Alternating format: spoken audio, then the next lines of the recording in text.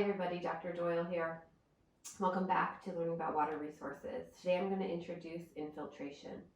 And I'm going to start by going back to this concept map that we talked about last week. Last week we were talking about it in the context of evapotranspiration. And we learned that when it rains, 60 to 70%, depending on where you are, of your precipitation is actually lost to evapotranspiration. So either lost to biomass or just back to the atmosphere in the process of evaporation. The remaining 30 to 40% will become runoff. And that runoff can become either surface runoff, meaning that it's running over the surface of the earth, probably into a river, eventually a lake, and then the ocean, or it can be subsurface runoff. We can easily measure this surface runoff. The process we're going to talk about today is what happens when water goes from the surface to the subsurface and becomes part of the reservoir of groundwater rather than rivers, lakes, or other freshwater systems. So that's where we are, the context here of where infiltration is. We're going to start talking about this by going through an example. And you can follow along in your handout with this example. I'm going to try a little experiment here where I post the actual picture of this from your handout, but I've also drawn it here just in case that goes poorly as I improve my video making skills. So we have a 100-acre watershed here, and you can see this watershed, pretty small, has some streams and an outlet, and the total area is 100 acres.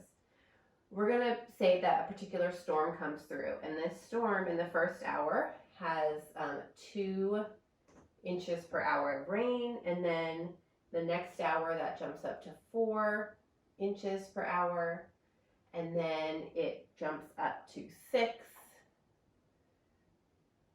inches per hour, and then back to 2, and then in that last 5th hour there is 1 more inch of rain.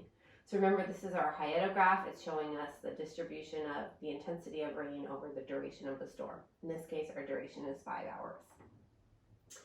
So how much total rain fell in this 5-hour storm?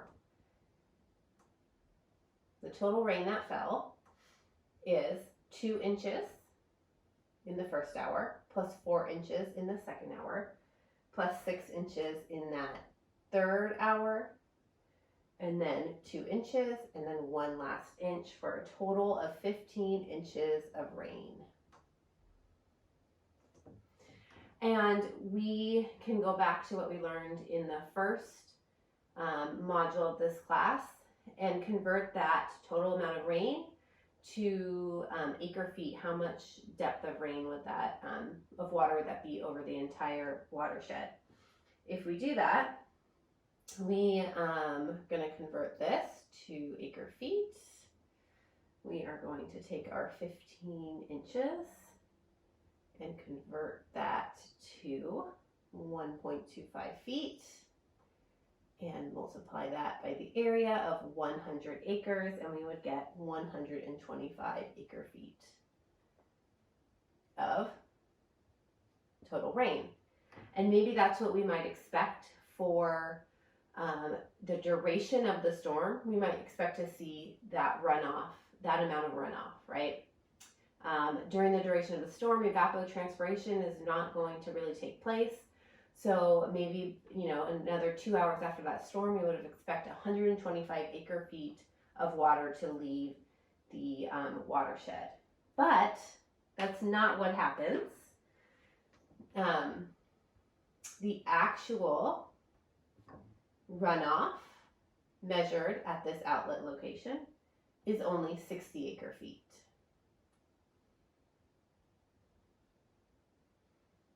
And so the big question here is, where did the rest of that water go?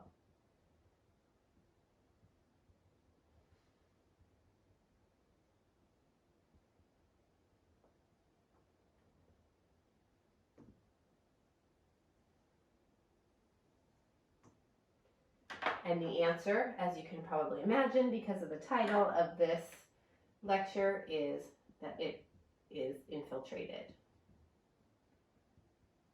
Okay, so what is infiltration? Infiltration is defined as the process by which water on the ground surface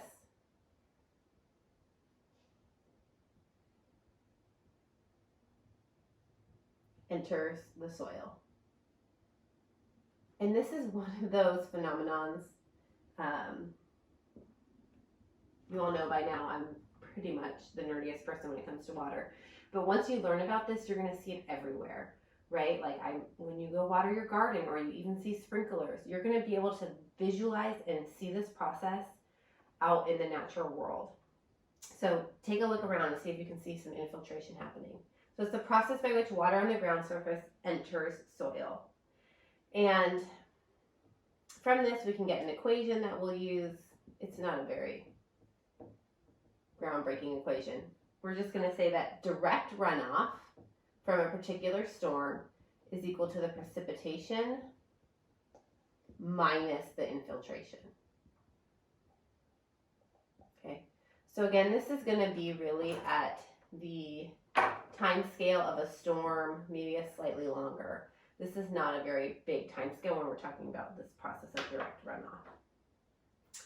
As we continue to talk about infiltration, I'm going to introduce a couple of terms that are going to become really important. So here are some important terms for you. If you have taken a soil mechanics or geotech class, some of these may be familiar. I'm going to sneeze. Okay. Whew. I will cut that out. That was a big sneeze for you. Okay, so here are some important terms when we talk about infiltration. First, we have I. This is, unfortunate, not infiltration. I is our rainfall intensity, okay? This often confuses students the first time you go through this, but I is our rainfall intensity. We're going to measure all these in either inches per hour, millimeters per hour. That's it's some depth over time. Then we have K sub S. This is what might look familiar from a soils class. This is your saturated hydraulic conductivity.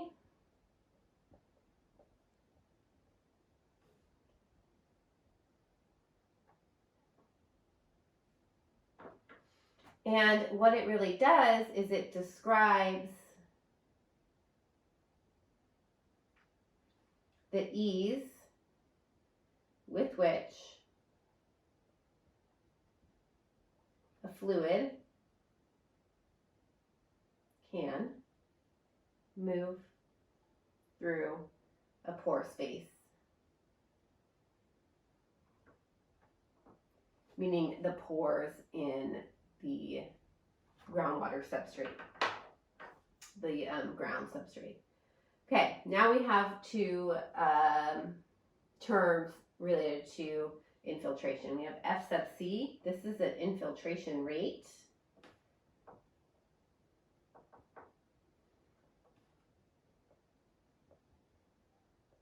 Again, this is inches per hour. Even the hydrologic conductivity is inches per hour. And then the last one, I have F sub P, and this is infiltration capacity. And the P is there because this is the infiltration that occurs when you have ponding on the surface. Okay, so if you have a puddle, that's ponding. So it's the rate at which that puddle is going to